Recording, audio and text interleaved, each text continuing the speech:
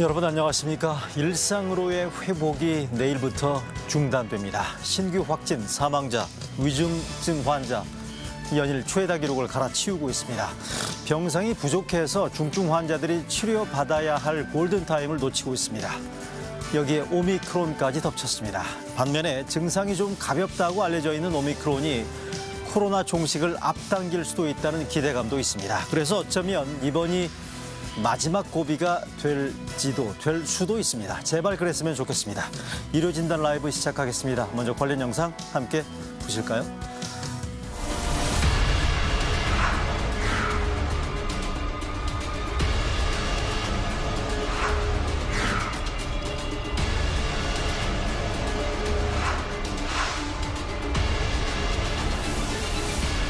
계속해서 의료 대응 여력이 감소하고 있고 오미크론 변이 등 새로운 위험 요인을 고려했을 때 방역 조치를 강화하지 않고서는 현재 방역 상황을 안정시키기 어렵다고 판단하였습니다.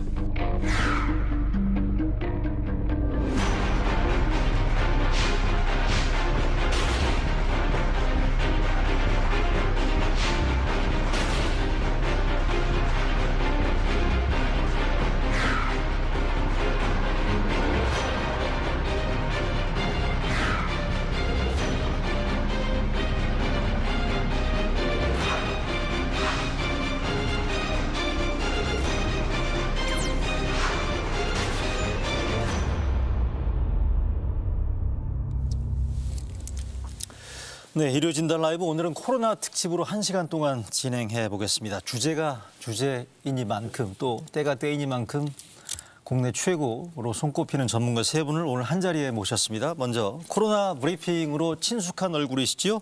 국립보건연구원의 권준욱 원장 나오셨습니다. 어서 오십시오. 네, 안녕하십니까. 반갑습니다. 서울대 의대 의료관리학 교실의 김윤 교수 모셨습니다. 반갑습니다. 안녕하십니까. 네, 한림대학교 강남성심병원의 감염내과 이재갑 교수도 함께하는 자리가 되겠네요. 고맙습니다. 네, 안녕하세요. 네, 자 곧바로 본론으로 들어가겠습니다. 코로나 지금 진행되고 있는 각종 데이터 수치가 대단히 안 좋습니다. 관련 자료 보면서 설명드릴까요? 코로나 신규 확진자, 사망자, 위중증 환자 그래픽 띄워주시겠습니까? 네. 신규 확진자가 어제까지 5,000명대, 오늘은 4,000명대 중반이 예상된다라고 하고요. 위중증 환자 752명 계속 늘고 있는 거 보이시죠? 하나 더, 중증 환자 병상 가동률 이게 지금 심각한데 전체가 80%가 다 찼다는 얘기고 서울, 경기, 인천의 경우에는 가동 환자 병상 가동률이 지금 90%대에 이르고 있다라는 이런 얘기인데 이거는 권준욱 원장님한테 여쭤봐야 될 것 같아요. 어제 수도권에 남아있는 중환자 병상이 87개라고 하더라고요. 이 정도면 얼마나 심각한 건가요? 예, 지금 일요일임에도 불구하고 조금 이따 9시 반에 통계가 발표되겠습니다만 어제도 5천 명이 넘어섰습니다. 아, 5천 넘어요, 어제도? 네. 그리고 병상에 있어서는 수도권, 특히 서울의 경우에는 중환자 병상은 90% 이상이 지금 가동되고 있는 그런 상황입니다. 그 정도면 김 교수님, 네. 일선 병원에서 좀 더 큰 상급 병원으로 중환자 받아달라고 보내고 싶어도 네. 병상이 없다라는 그런 아우성들이 있다라는 얘기가 맞습니까? 예, 그런 상황입니다. 그러니까 정부가 확보한 병상 중에 사실 일정 부분은 기존에도 의료 인력이 부족해서 환자를 받아달라고 할 때 못 받겠다고 하는 병원이 상당수 발생했던 일부 인력이 부족해서 발생한 가동되지 못하는 병상들, 허수 병상들이 있었기 때문에 그런 점들을 고려하면 뭐 거의 사실상 병상 이용할 수 있는 병상은 다 차 있다. 뭐 그렇게 봐도 과언은 아닐 것 같습니다. 잠깐 요거는 권준욱 원장님한테 말씀해 주세요. 예, 그러나 병상과 관련해서는 그동안 3차례의 행정명령을 통해서 11월 초부터 병상이 준비되는데 한 4주 이상의 시간은 걸리기 때문에 지금 12월 중순경까지는 중환자 병상도 한 50여 개 이상 등등 현재 일단 실가동률도 올리는 방안 여러 가지 운영 효율화 방안을 지금 강구하고 있습니다. 예를 들어서 중환자가 중환자실에서 진료가 마무리가 되면 빨리 전원 내지 이동하게 되면 여러 가지 인센티브를 제공한다든지 또 인력을 지원한다든지 이런 식으로 효율화를 제고해서 병원에서 병상을 자체적으로 좀 자유스럽게 운영할 수 있는 대책들이 지금 강구가 되고 있고, 말씀드리고 싶은 것은 특별방역 강화 대책으로 3차 접종이 12월 내에 조속하게 지금 속도를 올릴 예정으로 있기 때문에 일단 요 12월의 고비를 여러 가지 병상 대책 그리고 추가 접종 대책 등으로 마무리하기 위해서 일단은 최선은 다하고 있습니다. 최선을 다하고 있긴 한데 현장에서는 지금 좀 다급하다는 얘기를 많이 듣고 있어요. 이재갑 교수께서 최근에 인터뷰한 걸 들어보면 좀 뭐라고 얘기를 할까요? 좀 험악한 얘기들도 있던데, 보니까 제가 보니 코로나 환자, 숨진 환자를 보낼 화장장이 부족하고 신안치용 냉동고가 부족하다, 뭐 이런 말씀까지 하셨던데, 이거 맞나요?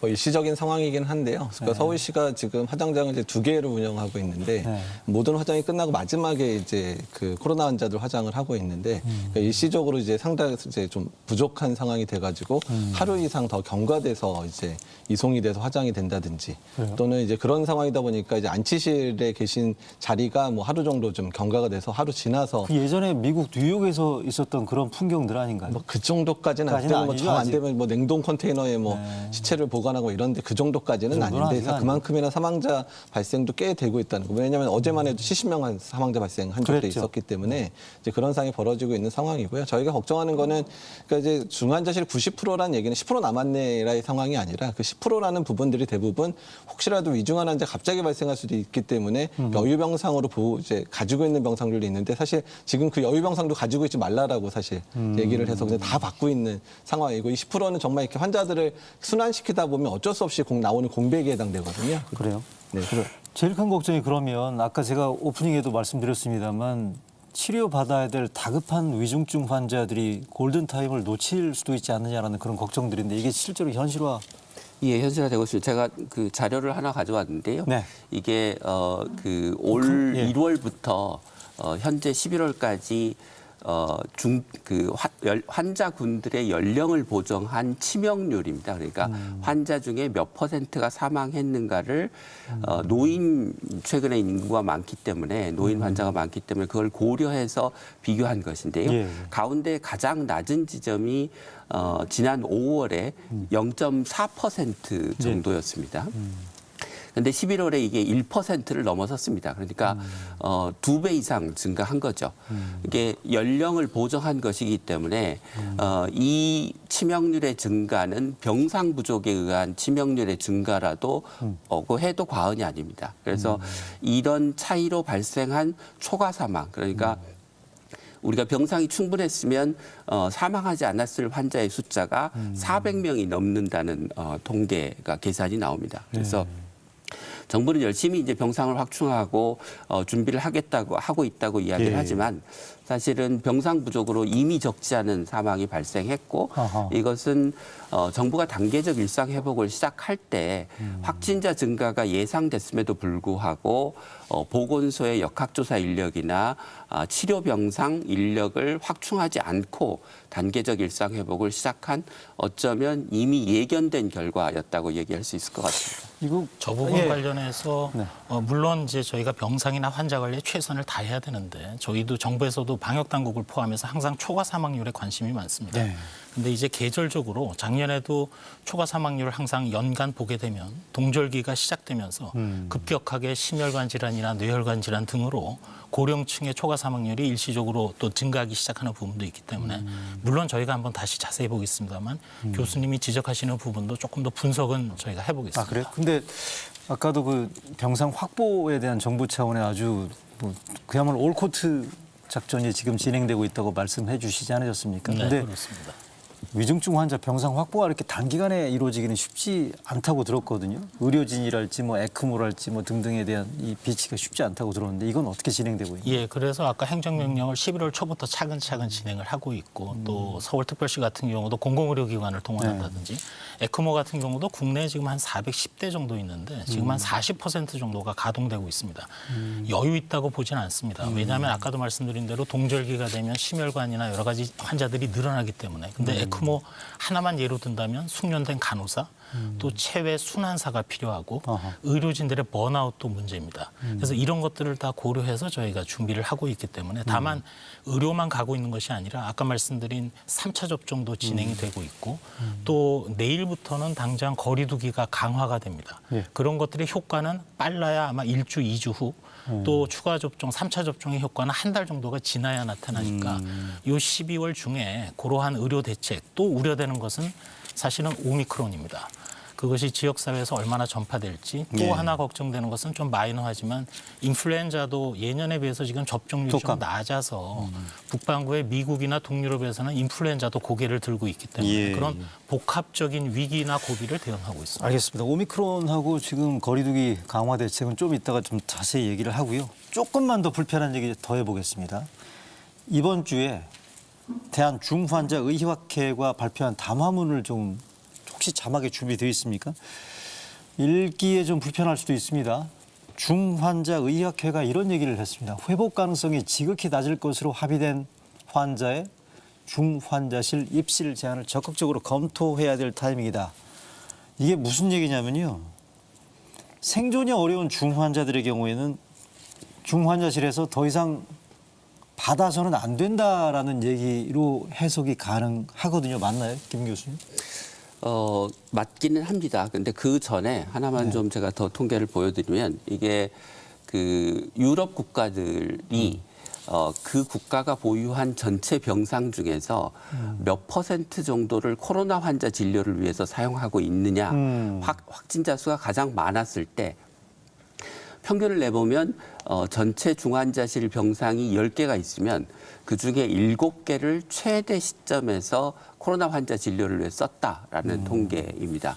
그런데 우리는 지금 중환자 병상이 1개에 도달해 있다고 하는데 전체 중환자 병상에서 코로나 환자 진료를 위해서 사용하는 병상은 10개 중에 1개밖에 안 됩니다.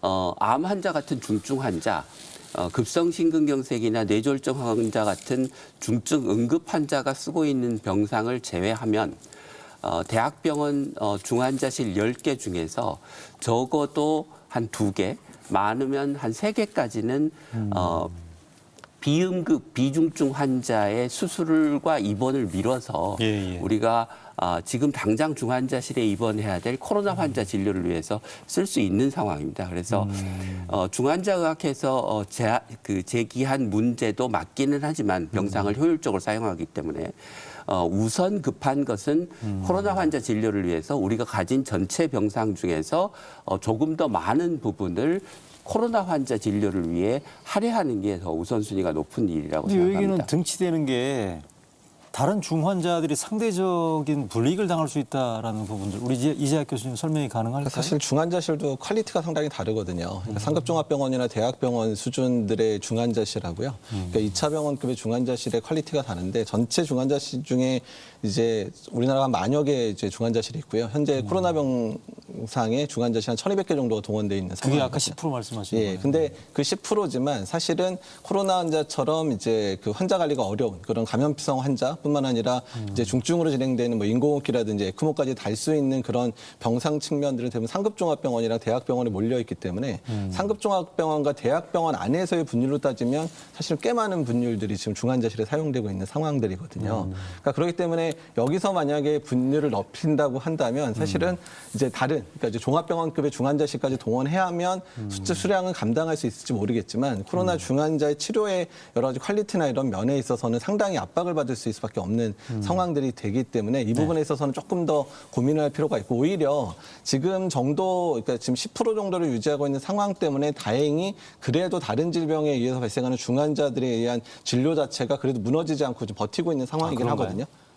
예, 근데 이제 만약에 이걸 더 확대를 할 수밖에 없는 상황이 된다는 거는 사실은 이제 아주 중요한 이제 좀 급하지는 않지만 중요한 큰 수술이나 이런 것들이 밀려야 되는 상황들도 올 수밖에 없는 상황이기 때문에 오히려 저는 그러니까 지금 상황에서 중환자실 역량을 갖추는 것도 중요하기는 하지만 유행 규모를 지금의 수준 정도에서 어떻든 잡지 않으면 그러니까 코로나 환자에 의한 사망률뿐만 아니라 다른 중환자의 사망률도 올라갈 수 있기 때문에 유행 상황을 빨리 안정화시키는 게 더 급하다고 생각을 하고 있습니다. 알겠습니다. 우리 김윤 교수께서 문제 제기한 제가 이재학 교수 말씀에 좀 덧붙여서 말씀드리면 그러니까 지금 그 대학병원들이 상대적으로 더 많은 중환자실을 코로나 환자 진료를 위해 쓰고 있는 것도 맞고 또 응급실에 오는 뭐 급성심근경색 환자나 뇌졸중 환자를 중환자실이 부족해서 못 보는 현상이 발생하고 있는 것도 사실입니다. 예. 그렇지만 그 병원에서 여전히 미룰 수 있는 예를 들면 노인들의 관절 수술 환자 등이 입원해서 여전히 중환자실을 쓰고 있는 것도 사실입니다. 그러니까 병원이 중증도와 응급도에 기반해서 한정된 자원인 중환자실을 지금 우선순위를 정해서 배분을 못하고 있다. 이해가 그러니까 되네. 기존의 각각의 진료과들이 자기가 쓰고 있는 만큼의 중환자실을 계속 쓰기를 원하고 있고 그렇기 때문에 중증도가 높고 응급도가 높은 환자가 중환자실을 상대적으로 못 쓰고 있는 현상이 지금도 대학병원에서 발생하고 있다라는 점은 좀 지적을 드리고 알겠습니다. 싶습니다. 자, 병상 문제 그리고 짧게 해주세요. 짧게 말씀드리겠습니다. 아까 말씀하신 그 초과 사망과 약간 상치가 될 수 있습니다. 즉 다른 과에도 사실은 여러 가지 중환자가 있을 수 있고 또 의료 전문가들 중에는 말씀하신 대로 비응급이나 다른 수술에 대한 지연이나 이런 걸 말씀을 많이 하시는데 일단은 현재 확보된 중증 환자 병상이 1237병상이고 앞으로도 계속 확충이 되니까 현재 상태에서 말씀하신 대로 델타의 유행을 이른 시기 안에 유행을 최소화시키는 게 일단 급선무고 병상에 대해서도 최선을 다해서 노력을 하겠습니다. 알겠습니다. 자, 병상 문제를 지금 왜 이렇게 깊이 있게 심도 있게 꽤 길게 얘기를 했냐면 이게 재택치료 최근에 발표된 긴급 대책과 직결되는 문제라는 얘기죠. 신규 환자는 원칙적으로 이제 앞으로는 1차적으로 재택치료를 기본으로 하겠다라고 얘기하는 건데 이게 과연 감당할 정도 수준이 되는 건지 최근에 확진자가 너무 많이 늘다 보니까 재택치료를 받아야 될 환자들이 제대로 관리가 되고 있는지에 대한 여러 가지 문제 제기가 있거든요. 이 부분들은 우리 권준욱 원장께서. 재택치료라는 것도 사실은 단계적 일상 회복이 만약 사회적 거리 두기의 조정이라면 의료도 이제는 무증상 경증 환자는 사실은 재택치료 또는 의원급의 의료기관에서 앞으로 보는 그 정상화의 길로 가는 상황입니다. 지금 현재로는 재택치료를 하다가 생활치료센터나 병원으로의 전원율이 한 5.5% 정도 됩니다.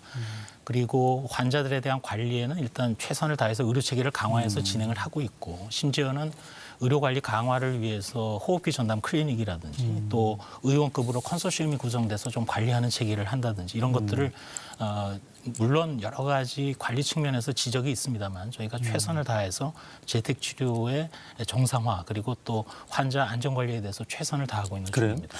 재택치료와 관련해서 제기되는 문제가 뭐 여러 가지가 있긴 합니다만 일단 나이 드신 분들이 제대로 관리가 안 되고 있다는 부분들에 대한 걱정들이 많고 재택치료 중이던 고령 환자들만 이라도 이분들은 조금 우선적으로 재택치료보다는 생활치료센터나 이런 쪽으로 보내야 되는 게 아닌가라는 게 또 하나 있고요.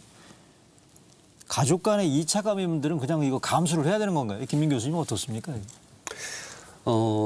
저는 외국에서는 재택치료를 하더라도 가족들까지 다 함께 그 집안에서 집 밖으로 못 나오도록 하는 그런 방식으로는 하지는 않는데 우리는 그렇게 하고 있습니다. 예, 우리는 그렇게 하고 있습니다. 그래서 어떻게 보면 정부가 생활치료센터를 통해서 관리해야 될 경증 환자를 재택치료로 전환하면서 가족들까지 집 밖으로 못 나오게 하는 거는 이것도 역시 그 정부가 해야 될 어떤 환자 관리, 방역의 책임의 일부를 가족들한테 너무 과도하게 전가하는 게 아닌가라는 생각이 듭니다. 근데 생활치료센터가 포화니까 이렇게 한다는 거 아니겠어요? 네, 그러면 정부가 예를 들어서 정말 가족 간의 위험이 굉장히 높은 환경에 있는 분들은 생활치료센터를 통해 확대를 통해서 수용을 하고 가족 내 감염이 비교적 낮은 안전한 환경이 있는 곳만 그런 경우에만 재택 치료를 하는 걸로? 경우로 구분을 해야지 지금은 갑자기 환자가 늘어나니까 재택 치료를 너무 빠른 속도로 너무 광범위하게 확대하고 있고 그 가운데서 가족 간 감염이 위험이 있다는 것을 전제로 해서 예. 있는 경우에도 재택 치료를 한다는 것을 전제로 해서 가족들을 집 밖으로 못 나오게 하는 것은 지나친 조치다라고 생각합니다. 그리고 이건 좀 현실적인 얘기인데 방금 김윤 교수님 말씀해 주셨습니다만 재택 치료를 하려면 한 분이 확진자가 있으면 다른 가족들은 격리가 돼야 될 텐데 뭐 화장실, 식당, 거실, 침실 이거 다 따로따로 살 수 있을 만큼 집안이 좀 넉넉하게 널찍한 방이 여러 개 있는 집 뭐 이런 여유 있는 집들이 얼마나 되겠어요. 이 부분들의 현실적인 고민도 있지 않을까요? 근데 사실 이제 재택치료 저희 직접 하고 있는데요. 재택치료에서 가족들이 같이 격리되는 경우는 대부분이 가족들 전체가 감염된 경우들이 사실 대부분입니다. 아, 그래요? 예, 그리고 일부 이제 같이 이제 감염자가 같이 있는 경우도 사실은 자가격리 상태로 묶여 있는 상황이어서 중간에 확진되는 분들 상당히 많거든요. 그러니까 가족 간 전파라기보다는 이미 노출이 돼 있는 상황이어서 2, 3일 그 사이로 이미 확진이 돼가지고 가족이 그냥 전체가 확진자가 되는 경우들이 대부분 돼 있고 일단은 만약에 이제 감염자랑 이제 미감염자가 같이 있는 경우인데 동선 확보가 안 되는 경우는 확진자가 생활치료센터로 가는 건 지금도 원칙적으로 좀 적용이 돼 있는 부분들이거든요. 예. 다만 이제 재택치료가 당연히 앞으로의 의료 체계의 그런 원래 우리의 의료 시스템이라는 게 이제 어떤 감염자가 전체가 경증 무증상인데 어떤 시설에 입소하고 이런 거는 코로나에서의 응급 상황에서 일부 이제 적용될 수밖에 없는 상황이었지만 앞으로의 이제 단계적 일상 회복에서 일상적인 의료 체계로 가려면 재택치료는 당연히 기본이 될 수밖에 없습니다. 다만 저희가 아쉬운 거는 재택치료에 대한 중요성들이 6월, 7월, 8월 계속 됐었는데 그 부분에 대한 확충이나 그런 계획들이 준비 충분히 되지 않은 상황에서 확진자가 많아지니까 갑자기 그냥 재택치료 다 해. 이런 식으로 그냥 해버리니까 현장에서의 혼란은 상당하거든요. 갑자기 지금까지 이제 70대 미만의 경증 무증상만 하고 있다가 갑자기 고령층도 일부 섞여 들어오고 이런 상황들이 되니까 그 부분들이 이제 관리하는 사람 입장에서는 상당히 부담이 될 수밖에 없고 또한 보건소에서 1차적으로 행정적인 업무를 하고 위탁 의료기관에서 환자 모니터링을 다 해주고 있기는 하지만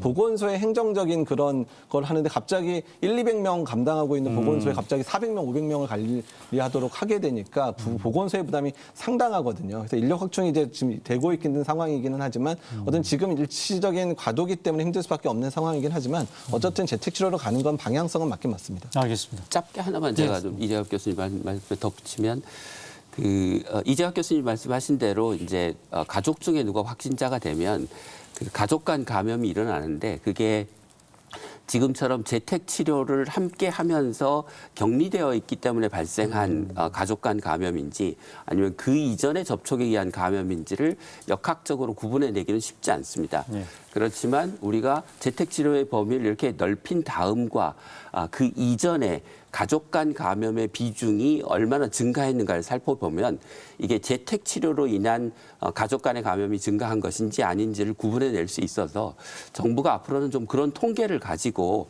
재택 치료를 가족들과 함께 격리해서 하는 것이 예. 위험을 증가하지 않는다라는 근거를 좀 제시해 주셨으면 예, 좋겠습니다. 권주로 원장이나 정부 쪽에서 이 부분들은 좀 참고해야 될 부분인 것 같고 자 단계별로 지금 몇 개가 더 있어서 오늘 체크해야 될 게 이슈. 내일부터 단계적 일상회복 일단 멈춤이 시작이 되지요. 거리두기 다시 돌아가는 형태로 봐도 과언이 아닐 것 같은데 이게 지금 정부의 방역 강화 대책이 어떤 게 어떤 식으로 변하게 되는지 저희가 정리한 리포트 잠깐 보실까요? 네.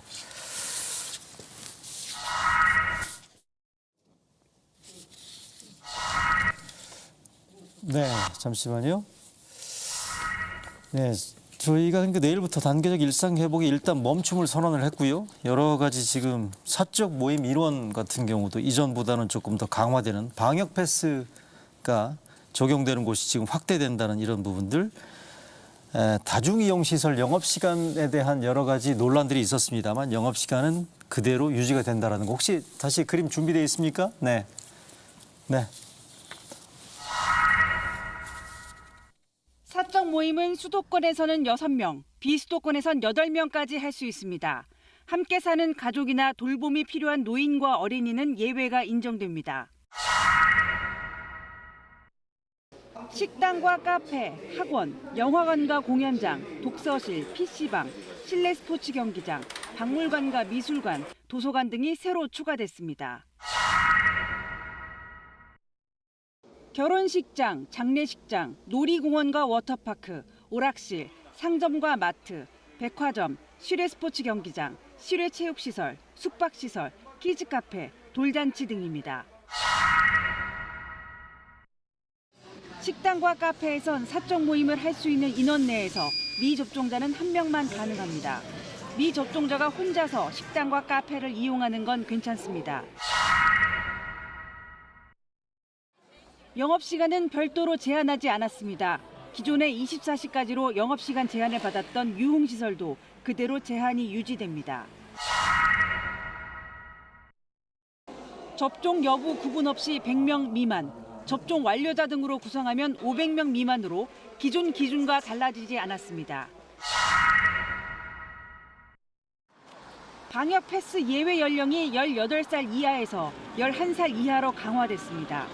접종이 늦게 시작됐고 예방접종을 받을 수 있는 8주를 감안해 내년 2월 1일부터 적용됩니다. 다음 주 월요일부터 내년 1월 2일까지 4주간 시행되며 유행 상황에 따라 기간은 조정될 수 있습니다. 다만 방역 패스는 현장 혼란을 줄이기 위해 일주일 동안 계도 기간이 주어집니다. 자, 정부의 방역 강화 대책 권준욱 원장님 어떻습니까? 어느 정도 선에 기대하고 계시나요? 예, 일단은 현재 환자가 발생하고 있는 주 연령층이 60대 이상이 한 3분의 1이 좀 넘어서고 있는데 위중증 환자는 그중에 85% 이상은 60대 이상입니다.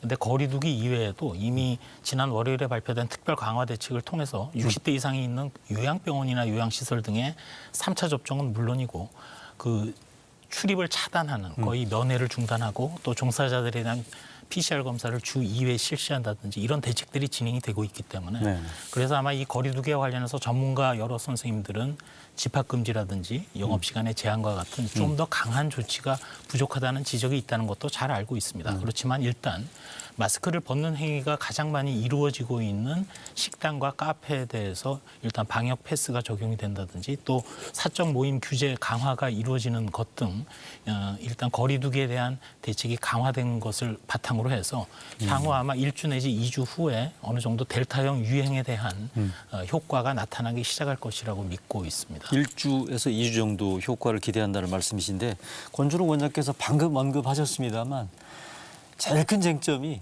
영업시간 제한, 집합금지 이거 왜 빠졌냐라는 거 아니겠어요? 일상회복위원회의에서 직접 참석하시고 의견도 개진하고 계시는 이지갑 교수님 어떻게 말씀해 주세요. 사실 지금 상황은 이미 의료 자원이 부족이 시작된 상황이기 때문에 또한 의료 자원이 확충되는 시간이 걸릴 거기 때문에 비상계획이 발동되는 게 맞다라고 이제 말씀을 사실 드렸고 사실 비상계획의 안에는 워낙에는 이제 영업 시간을 좀 줄인다든지 이런 계획들이 워낙에 있었다고 저는 알고 있거든요. 근데 다만 이제 지금 소상공인이나 자영업자들에 대한 피해와 관련돼 있는 부분들 또한 이제 연말까지 또 경제와 관련된 여러 가지 지표들의 관리 측면에 있어서 정부가 결단을 못했다고 사실 보고 있고요. 그래서 다만 이제 그 시간 제한의 측면에 있어서는 사실 영업시간 제한이나 이제 뭐 집합 금지나 이런 부분들이 이제 사회적인 어떤 비용의 지출은 많긴 하지만 효과라는 부분에 있어서는 아직까지 명확하지는 않습니다. 근데 다만 그 시간을 제한하는 것 자체가 가장 중요한 건 뭐냐면 메시지 전달, 지금의 위기 상황이라는 메시지 전달에서는 가장 강력한 그런 메시지 전달이 될 수 있는 부분들이 국민들한테 심리적인. 왜냐하면 자기가 갈 수 있는 어떤 장소가 갈 수 없다라는 부분 자체가 사람들에게 있어서는 아, 지금이 정말 위기구나라는 걸 느끼는 데는 가장 중요하긴 하거든요. 그래서 이런 부분들로 인해서 이거를 적용할 건가 아니면 그러지 않을 건가가 사실 고민이 많았던 부분이고요. 또 하나는 그러니까 자영업 소상공인들이 가장 피해를 많이 보는 이제 정책이거든요. 그러니까 시간 제한을 한다는 게. 그렇죠. 네. 근데 이제 그 부분에 있어서 손실보상, 그러니까 자영업이나 소상공인 분들도 이번 지금 상황이 심각하다는 거 다 느끼고 알고 계시거든요. 근데 지금까지 그런 시간 제한이거나 집합금지가 됐었을 때에 나오는 보상 자체도 충분하지 않았는데 이번에 또 이런 식으로 하게 되면 보상을 제대로 할 건가에 대한 정부에 대한 불신이 상당히 많았던 부분입니다. 그래서 그 부분에 대해 설득을 못 한다면 할 수 없으니까 못했던 측면들도 사실 있거든요. 근데 오히려 소상공인 자영업자들은 보상만 확실하게 한다면 시간 제한 영업 금지 뭐 집합 금지라도 하면 보상만 확실하게 하면 우리는 받아들일 수 있다. 근데 지금까지 정부가 그런 신뢰감을 주지 못했던 거, 특히 기재부가 그런 부분에 있어서 이번에 이제 이제 비상계획이나 이런 실현되는 데 있어서 우리가 확실하게 지원하겠다라는 그런 뭐 보장성이라든지 약속이라든지 이런 것들을 하지 않았거든요. 그러니까 더 꼬이게 스텝이 꼬였다고 볼 수 있습니다. 말씀 듣고 보니까 이번에 대책 발표할 때 기재부나 이런 데서 좀 측면 지원 내지는 그 보강 설명이 좀 있었더라면 하는 아쉬움이 드는 게 손실보상에 대해서는 뭐 지난해서부터 최근까지 꾸준하게 논란이지 않았습니까? 정부가 또 손실보상에 대해서 우왕좌왕 오락가락한 부분들도 좀 부인하기 힘들고요.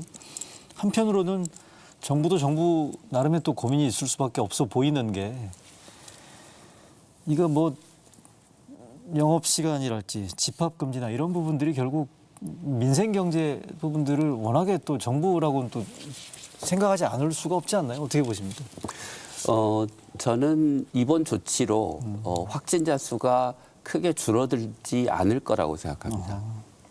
그러면 4주 뒤에도 지금의 조치를 완화하고 단계적 일상회복으로 회복하기 어려울 거라고 생각합니다. 제일 바람직한 방식은 지금보다 이재학 교수님 말씀하신 것처럼 강력한 거리두기 조치를 짧게 그냥 한 달 딱 하고 그 사이에 병상과 인력을 대규모로 확충하고 보건소 인력을 대폭 확충해서 그 다음 단계 지금보다 더 많은 확진자가 늘어나더라도 입원을 못하고 죽는 사람이나 또는 집단 감염이 생기더라도 그게 N차 감염으로 이어지고 대규모 감염으로 발전되지 않도록 하는 체계를 만드는 게 중요하다고 생각합니다. 그러니까 정부가 계속 해온 방식은 사회적 거리 두기에만 의존하고 정부가 해야 될 인력 확충, 병상 확충 같은 것을 계속해서 하고 있지 않기 때문에 네. 미온적인 대책에 머무를 수밖에 없고 그 미온적인 대역에 머물면 우리가 정부가 시작할 때는 굵고 짧은 사회적 거리 두기를 얘기하지만 늘 그게 가늘고 긴 사회적 거리 두기로 이어지는 상황을 목도해 왔고 이번에도 아마 지금 시작한 거리두기 강화 조치가 아마 내년 봄까지 이어질 가능성이 저는 높다고 생각합니다. 일단 한 달 보고 추이를 보고 판단하겠다라고 얘기했는데 자 권준호 원장님 1, 2주 정도 지나면 가시적인 성과를 기대한다라고 말씀해 주셨습니다만 김민 교수 말씀은 한 달 지나도 별 효과 없을 거다. 확진자 감소나. 네. 반박이 가능하실까요? 일단 글로벌한 상황을 좀 말씀드리고 싶습니다. 전 세계 거의 대부분의 나라들이 단계적 일상 회복에 대해서 또는 위드 코로나에 대해서 반대하거나 시도하지 않은 나라는 거의 없습니다. 그러나 공통적인 것은 대부분의 나라들이 몇몇 나라를 빼고 일본이나 또 추가 접종, 3차 접종을 왕성히 하고 있는 이스라엘 정도를 빼고는 사실은 단계적 일상 회복을 직진 고속도로처럼 달려나가는 경우는 거의 없습니다. 발생 상황에 따라서는 지그재그 또는 심지어 유럽의 많은 나라들은 후퇴하거나 록다운으로 가는 경우도 많이 있습니다.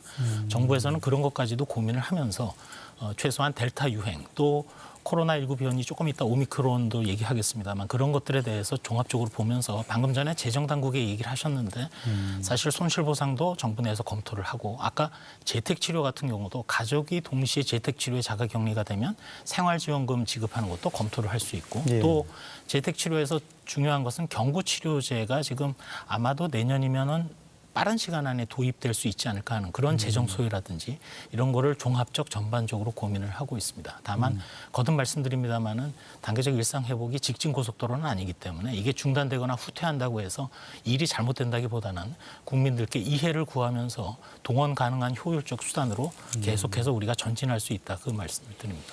하긴 뭐 말씀 듣고 보니까 영국 같은 경우에도 다 풀었다가 프리덤 데이라고 완전히 다 풀었다가 다시 락다운으로 돌아가는 뭐 유럽 같은 경우에도 그런 거가 있는 또 뭐 지그재그라는 게 이랬다 저랬다 할 수도 있는 거고 또 갔다가 또 뒤로 완전히 후퇴하는 경우도 있다라는 그런 사례를 또 말씀해 주신 것 같아요.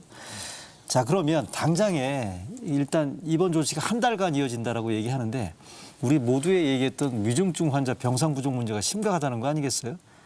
이거 어떻게 좀 효과가 있을까요? 그것도 어렵다고 보십니까? 이번 조치로. 이번 조치로 확진자 수가 줄어들긴 하겠지만 노인층의 위중증 환자, 특히 사망 환자가 단기간에 크게 줄어들 것 같지는 않습니다. 아, 그래요? 그 부분은 이제 소위 부스터샷이라고 얘기하는 3차 접종이 끝나고 3차 접종의 효과가 나타나는 14일 이후 정도가 될 것이기 때문에 적어도 앞으로 한 3주 정도는 현재보다는 조금 하향세를 보이긴 하겠지만 상당한 숫자의 노인 환자 발생이나 사망자 발생은 계속될 거로 생각이 됩니다. 수치상으로는 가시적인 변화를 감지하기는 쉽지 않을 것 같다. 약간의 감소는 있겠지만 현저한 감소는 없을 거라고 그 생각합니다. 부분에서 오해가 좀 있으실 것 네. 같아서 저희가 외국 문헌이나 또 네. 여러 상황을 보게 되면 저희가 파악하고 있고 또 국민들께 안내하기는 3차 접종, 사실상 추가지만 기본 접종의 마지막 해를 하면 그 즉시 방어 효능의 상승이 가져온다는 것은 최근에 외신을 통해서도 여러 가지 조합에 의한 추가 접종의 효과를 분석한 결과도 있고 해서 그거는 좀 말씀드리고 네. 싶습니다. 그렇지만 위중증의 발생은 발생 즉시 나타나는 게 아니고 대개는 일주가 지나서 나타나고 사망은 2주쯤에 나타나기 때문에 병상의 부담은 상당 기간 계속될 것이고요. 그게 지금 사회적 거리 두기가 정부는 상당 부분의 노인 환자의 발생에 기여한다고 하지만 네. 다른 부분에서 예를 들면 뭐 노인들이 이용하는 복지시설 등에서의 집단 감염들도 중요한 원인이기 때문에 그 부분들이 어떻게 감소할지는 좀 더 두고 봐야 될 것 같습니다. 네, 알겠습니다. 자, 이 정도로 일단 내일부터 예정돼 있는 일상 회복 일시 중단 조치에 대한 설명을 들어봤고요. 자, 이제 가장 최근에 핫한 얘기죠. 뜨거운 쟁점 오미크론 변이 바이러스 얘기를 해 보겠습니다. 궁금증 풀어보는 시간 갖겠는데요. 일단 그 단도직입적으로 지역사회 전파는 시간 문제다. 이재학 교수님 어떻습니까? 사실 그 델타를 반면교사 삼아야 되는데요. 델타가 우리나라에 이제 조금씩 클러스터 형태로 감염 일으킨 게 한 6월 달에 시작이 됐거든요. 근데 7월 중순부터 본격화되기 시작하면서 지역사회 유행이 확산되면서 델타가 이제 우세종으로 바뀌는 지 거의 한 달 만에 바뀌어서 8월 달에는 거의 100% 정도까지 올라가서 그러니까 국내 유입부터 이제 지역사회 유행이 완전히 이루어지기까지 3개월 정도밖에 시간이 걸리지 않았습니다. 근데 오미크론 같은 경우에 만약에 델타보다 훨씬 더 전파력이 강한 상황이라 그런다면 국내 지금 발생하는 이제 유입 사례에 대한 부분들이 어떻게 해서는 잡긴 잡을 겁니다. 근데 이거 자체가 뭐 전국적인 확산으로 가지는 않겠지만 그러니까 이런 사례가 여러 군데에서 벌어지기 시작하고 또 우리가 일부에서 놓쳤던 환자들 이미 들어와 있을 수도 있고요. 일부 놓치는 환자들이 나올 수밖에 없거든요. 그러니까 우리나라가 뭐 북한처럼 완전히 통제하는 그런 국가는 아니기 때문에 그런 상황이 된다 그러면 이제 정말 이제 오미크론 자체가 델타를 이겨내고 이제 가장 우세한 바이러스가 되는 시간까지는 뭐 짧으면 한두 달, 길면 2, 3개월 정도밖에 안 걸릴 수도 있다고 보기 때문에 어쨌든 유입 차단 최대한 노력해야 되기도 하고 지역사회 내 유행도 막아야 된다고 하지만 지역사회 내에서 지금 5천 명씩 발생하는 수준 정도밖에 안 되는 상황이라면 만약에 오미크론 들어오면 사실은 델타보다도 유행이 더 악화될 수밖에 없는 상황이기 때문에 이 지금의 거리두기 강화나 이런 기조들이 사실 뭐 김윤 교수님이 꽤 길 것 같다고 얘기를 했지만 이게 델타 때문에도 길어질지 모르겠지만 오미크론 때문에 훨씬 더 길어질 수도 있을 거라 생각을 하고 조금 더 장기적인 앞으로 한두 달 앞을 바라보는 게 아니라 이번 겨울 내내를 바라보면서 정책적인 준비 또 오미크론의 유입에 대해서 어떻게 할지에 대한 준비들을 지금 본격적으로 해야 될 때라고 생각을 하고 있습니다. 네, 알겠습니다. 오미크론은 현재는 불확실성의 한가운데 있는 것 같아요. 이게 지금 이게 어떤 정체가 뭔지 여튼 다른 나라 사례를 보면서 판단을 해야 될 것 같고 우리 나름대로 또 방역 당국에서는 지금 연구 검토를 하고 있긴 합니다만 일단 제일 먼저 세계에서 신고가 됐던 나라가 남아공인데 남아공 사례가 저희가 준비한 화면이 있는데 이걸 보면서 설명을 좀 이어가도록 하겠습니다. 저게 뭐냐면요. 남아공 확진자하고 사망자 추이를 지금 그래프로 정리를 한 건데 저기 보시면 최초 보고가 지금 11월 29일로 돼 있죠. 이때 보면 이 시점을 계기로 해서 확진자가 확 늘어난 걸 지금 확인하실 수가 있겠습니다. 사망자가 오른쪽인데 확진자가 확 늘었는데 최초 오미크론 보고 직전에 사망자가 277명이었던 게 최근에 나온 사망자가 29명으로 돼 있는 아주 두드러진 차이가 지금 사망자 수가 왜 이렇게 줄었나. 즉 오미크론이 저렇게 확 크게 늘었다고 급증했다라고 하는데 치명률이 저만큼 낮다라면 혹시 저거 독성이 뭐 훨씬 약한 바이러스가 아닌가. 그래서 지금 최근에 여러분 뉴스에서 보셨겠습니다만 이게 우세종으로 지배종으로 델타 변이를 압도하게 되면 코로나 종식을 앞당길 수도 있는 일종의 구세주 내지는 크리스마스 선물이 될 수도 있다는 그런 보도까지 지금 계속 나오고 있어서 제발 그랬으면 좋겠다고 제가 오프닝에도 말씀드렸습니다만 어떻게 보십니까, 김민 교수님? 그게 최선의 시나리오인 것 같습니다. 근데 이제 우리가 그 오미크론 변이가 어떤 영향을 미칠까라고 하는 것은 오미크론 변이의 전파력과 오미크론 변이의 중증도, 그러니까 치명률 이 두 가지의 그 곱으로 계산이 되는데요. 지금 전파력은 델타에 비해서 한 2.5배 가량 높은 것으로 되어 있는데 2.5배요? 예. 치명률이 낮아지는 수준이 그 높은 전파력의 효과를 상쇄하고 남을 정도가 돼야 지금 델타보다 더 적은 효과, 그러니까 중증 환자 발생이나 사망자가 줄어드는 효과를 낼 수 있을 텐데 그 정도 효과를 낼 수 있을지에 대해서는 좀 아직 의문인 상황입니다. 그러니까 지금 보여주신 남아공 사례는 비교적 이제 최근에 발생한 사건이기 때문에 감염에서부터 사망자가 발생하기까지는 뭐 최소 2주, 그보다 조금 더 긴 기간이 필요하기 때문에 이후에 어떤 일이 벌어질지를 좀 두고 봐야 되는 상황. 두 번째는 이게 노인 환자에서 어떤 양상이 벌어질지가 지금 젊은 층 감염자가 대부분인 남아공 상황으로는 가늠하기가 좀 어렵다라고 하는 점이 있기 때문에 치명률에 대해서는 여전히 우리가 충분한 정보를 갖고 있지 못한 상황. 그래서 그 최선의 시나리오로, 그러니까 전파력은 높더라도 치명률이 낮아서 이게 감기 같은 방식의 감염으로 전환되는 거 아니냐라는 희망을 가져보긴 하지만 그 희망이 진짜 가능성이 높은 현실이 될지에 대해서는 아직 너무 불확실성이 높아서 뭐라고 이야기하기 어려운 상황이다라고 이야기했습니다. 지금 오늘 국내 최고의 지금 감염병 전문가 세 분하고 지금 얘기를 나누고 있습니다만 저는 일반인이고요. 전문가도 아니고 전혀 이 부분들에 대해서는 전문 지식이 없는 상태에서 제가 일단 권준호 원장님한테 개인적으로 궁금해서 이게 지금 변종이 아니고 변이 바이러스라고 하는 거 아니겠어요? 통상적으로 저런 경우에 이게 변이가 발생했을 때 뭐 독성이 약해집니까? 뭐 내지는 뭐 전파력이 세진다 이런 공식 같은 게 있나요?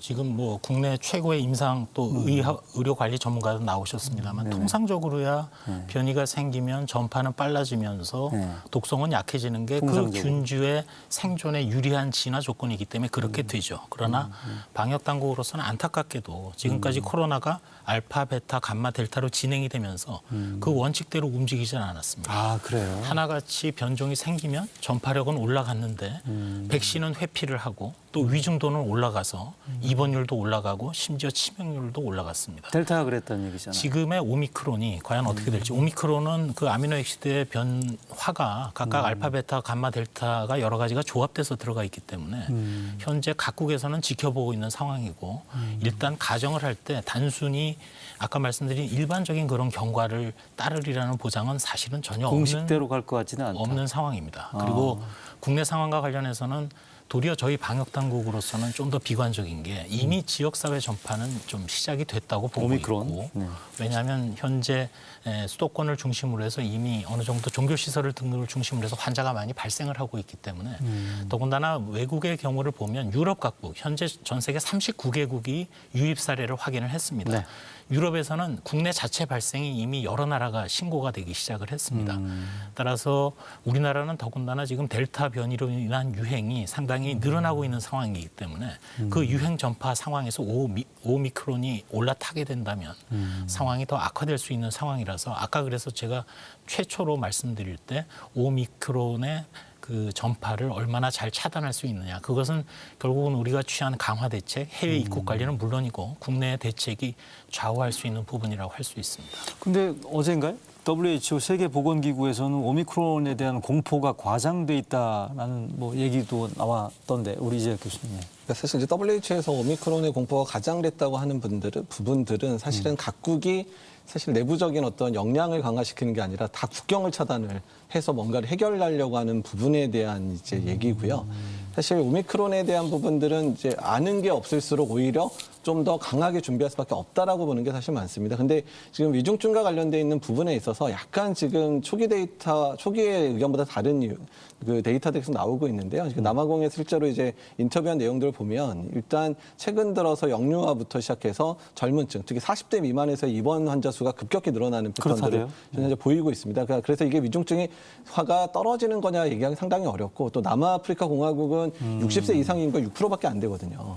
근데 우리나라처럼 60세 이상 인구가 많은 국가에 들어왔을 때 어떤 상황을 벌칠 거냐. 왜냐하면 주로 지금 젊은 층이 감염되고 주로 예방종을 한 사람들이 지금 해외 유입 사례들은 감염이 되니까 위중증이 낮은 것처럼 보이겠지만 60대 이상에서 미접종자들에서 혹시나 유행이 거세지게 되면 또 특히 전파력이 강해지면 미접종자 사이에서 유행은 더 커지거든요. 그러니까 그렇게 됐을 때 위중증 비율이 어떻게 될 거냐는 지금은 전혀 예측이 안 되는 상황이기 때문에 어쨌든 지금 초기 데이터들은 바이러스 배출이 훨씬 많은 거로 델타보다도 초기 바이러스 배출이 많다는 얘기들이 계속 나오고 있는 상황이라 위중증과 관련된 부분들은 훨씬 더 상태가 나빠질 수도 있겠다라고 저는 예상을 하고 있습니다. 그러니까 남아공 사례를 일반화시켜서 대입시키기는 아직은 좀 시기상조다라는 말씀이신 것 같고 이건 어떻게 봐야 됩니까? 인천 미추홀구인가요? 지금 오미크론 확진자가 어제까지 9명이 나와 있는데 그중에 확진된 분 증언이 어제 나온 게 걸려가지고 열 좀 있길래 집에 있는 상비약을 먹었더니 증세가 없어지더라. 이건 어떻게 봐야 되는 건가요?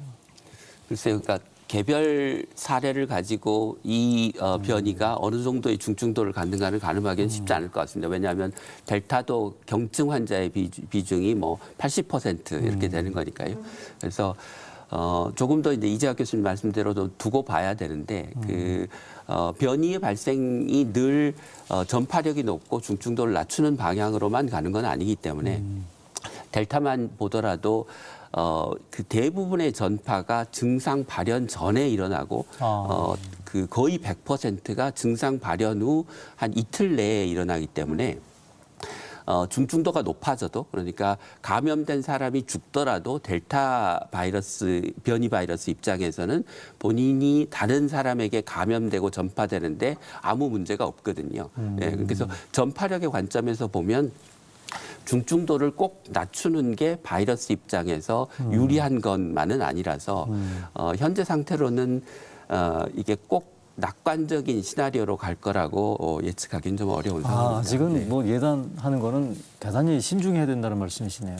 도리어 이러한 오미크론의 등장이 저희가 볼 때는 인플루엔자처럼 이 코로나19도 지금은 이제 델타의 유행이고 초기 균주가 있었고 앞으로 변이가 백신 불평등이 계속되는 한 어디선가 등장을 하면서 새로운 백신의 개발이나 접종을 통해서 유행을 통제해야 되는 그런 상황으로 지금 가고 있는 흐름일 수도 있기 때문에 저희가 방심하지 않고 최선을 다해서 노력을 하도록 하겠습니다. 이건 어떻게 봐야 되는 거죠? 말씀하신 거 조금만 더 얘기해 보죠. 오미크론 궁금증이 아마 시청자분들이 많을 것 같아서 유럽에서 같은 경우에는 확진자 절반이 유럽에서 지금 잡혀있는 오미크론에 걸린 분들의 절반 정도가 2차 접종까지 한 사람들이었다라는 얘기도 있고 또 하나 어젠가요? 미국에서 미네소타의 경우에는 오미크론의 감염 확진 판정받은 사람 가운데 한 사람이 부스터샷 3차 접종까지 마쳤는데 이분이 걸렸다라는 거 아니겠어요? 이거 어떻게 봐야 되는 건가요? 델타 때도 이랬나요? 델타 때도 그 돌파 감염 사례가 이렇게 많았습니까? 광범위했나요? 사실 델타 때문에 지금 돌파 감염 사례 상당히 많이 발생하고 있기는 한데요. 그러니까 델타 변이의 백신 감소 효과는 기존 바이러스에 비해서 한 10%에서 20% 정도로 생각을 하거든요. 근데 지금 오미크론 같은 경우는 이제 적어도 베타 변이의 유전적 변이랑 동일한 유전적 변이를 가지고 있어서 아마 백신 효과는 베타 변이보다 더할 거다. 그래서 아마 적게는 20-30%, 많게는 30-40% 이상 감염 예방 효과는 떨어질 거라고 예상을 하고 있습니다. 근데 다만 감염 예방 효과는 떨어지는 건 대부분 이제 중앙체 능이 떨어지기 때문에 발생하는 측면이 강하지만 일단은 이제 중증 환자가 발생하는 유행하는 거에 대한 예방하는 측면에 있어서는 뭐 T세포 면역이나 중화항체 이런 게 전체적으로 작용을 하기 때문에 그래서 감염 예방보다는 중증 예방 효과는 상당히 높게 유지는 되거든요.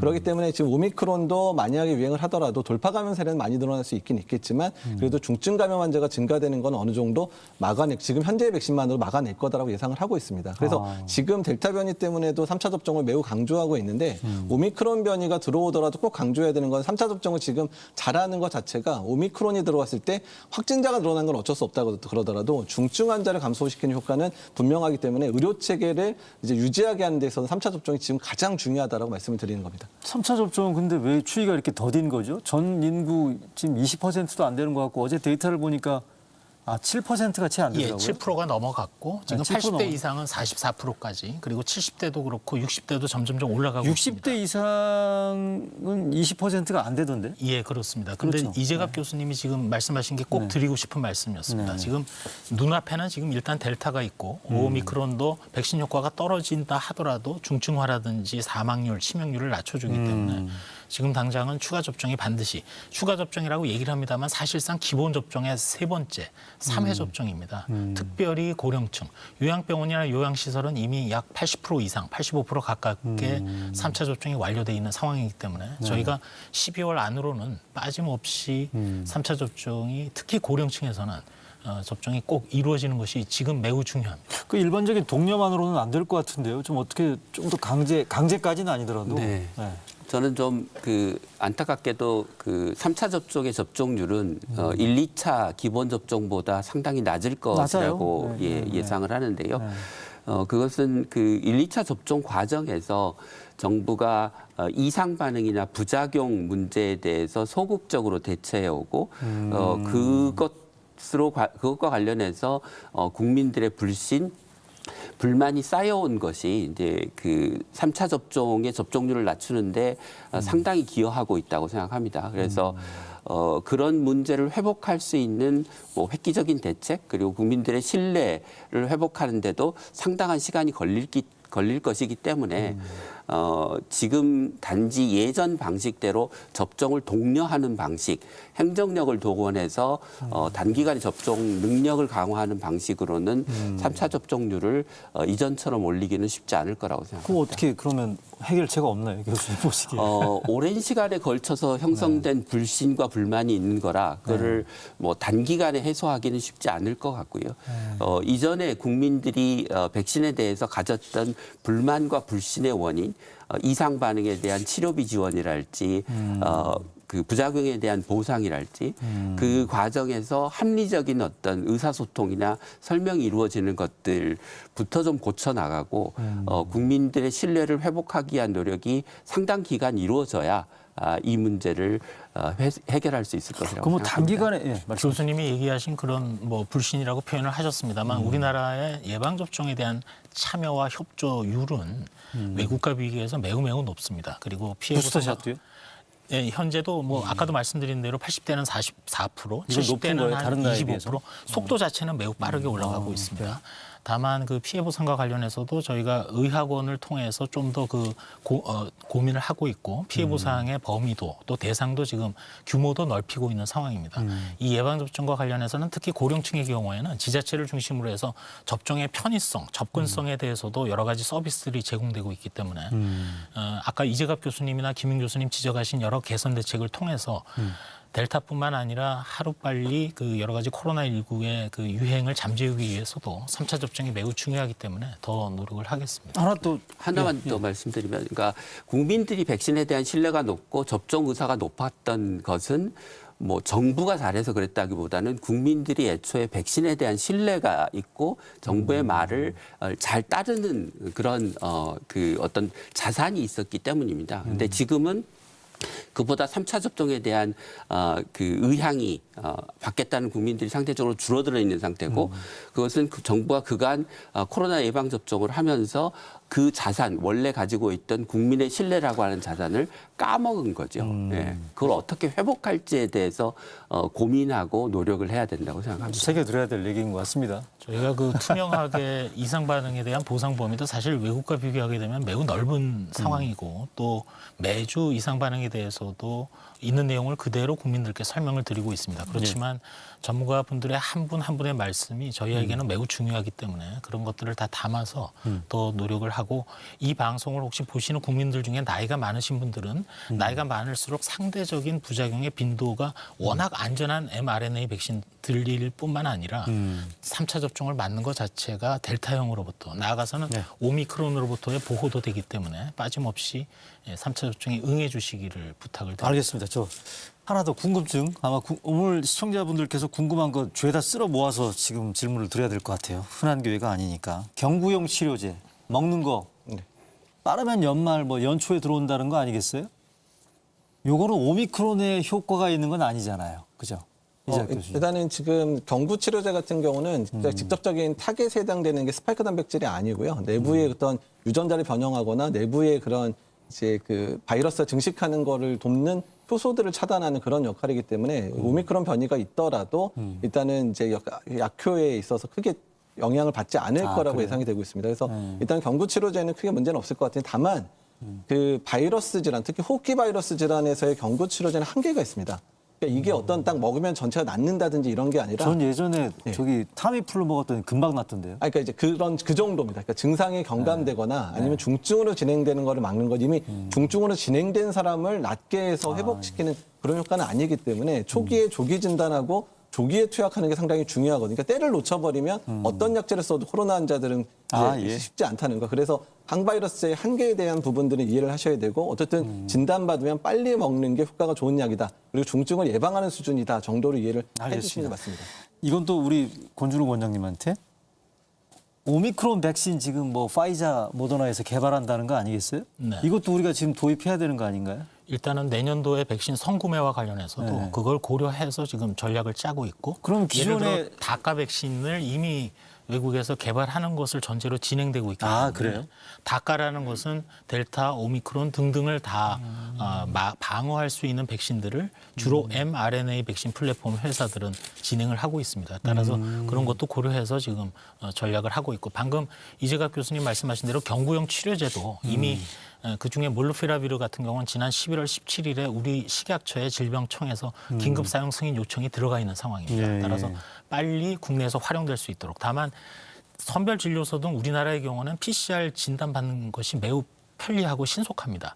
초기에 지적하신 대로 빨리 투약이 돼야 되기 때문에 그런 부분들과 관련해서도 의료진이 충분히 활용할 수 있도록 나아가서는 재택 치료의 성공적인 정착과도 관련되기 때문에 그 부분도 지금 만전을 기하고 있습니다. 파이자, 말씀하세요. 사실 백신 관련해서 지금 내년도에 플랫폼이 mRNA 백신 중심으로만 가는 건 상당히 위험하거든요. 왜냐하면 mRNA 백신의 수요가 전 세계적으로 많은 상황에서 mRNA 중심으로 했다가 만약에 오미크론 변이에 대한 백신도 사실 처음부터 물량이 갑자기 확 나오는 게 아니기 때문에 상당히 물량 공급에 한계가 도달할 수 있기 때문에 제 얘기가 그 얘기입니다. 그러니까 다양한 플랫폼 가지고 있으셔야 되거든요. 근데 이제 우리나라 뭐 노바백스라든지 SK바이오사이언스의 단백질 합성 백신 허가되면 그것도 활용할 수 있겠지만 사실 아스트라제네카나 얀센 백신 같은 경우에도 어떻든 이제 빠른 시간 내에 이제 백신을 이제 업데이트해서 만들 수 있는 백신 중에 하나고 사실 아스트라제네카 같은 경우는 변이 바이러스에 대한 임상이 지금 투비 임상이 이미 아프리카에서 진행도 되고 있는 상황이거든요. 그러니까 그래서 내년에 아스트라제네카랑 얀센 백신을 아예 플랫폼에서 제외한 건 지금 재고돼야 되고 그런 부분도 일부 또한 아스트라제네카는 국내 생산 기반도 있었는데 내년에 사용하지 않으면 국내 생산 기반도 없어지거든요. 그러니까 당연히 내년에 최소량이라도 구매를 해서 국내 생산 기반을 가지고 있어야 내년에도 혹시나 오미크론 변이에 대한 백신 나왔는데 알겠습니다. 물량 부족 상황이 없을 수 있습니다. 백신 전략을 좀 철저히 기해달라는 아마 당부의 말씀이신 것 같고 권준욱 원장께서는 복지부나 질병청 등등 통해서 잘 전파하셔야 될 것 같습니다. 네, 그렇게 하겠습니다. 노바백스는 이미 SK바이오사이언스 얘기를 하셨기 때문에 합성 항원이나 다양하게 알겠습니다. 네. 그러니까 뭐 섣부른 기대나 방심은 금물이라는 걸 오늘 다시 한번 확인한 자리였던 것 같고 추가 접종, 백신 잘 맞고 또 개인 방역 수칙 지켜야 된다는 거 아무리 강조해도 지나치지 않는 그걸 다시 확인한 오늘 대담이었던 것 같습니다. 오늘 세 분 말씀 잘 들었습니다. 네, 오늘도 함께해 주신 여러분 고맙습니다. 시청해 주신 여러분 감사합니다.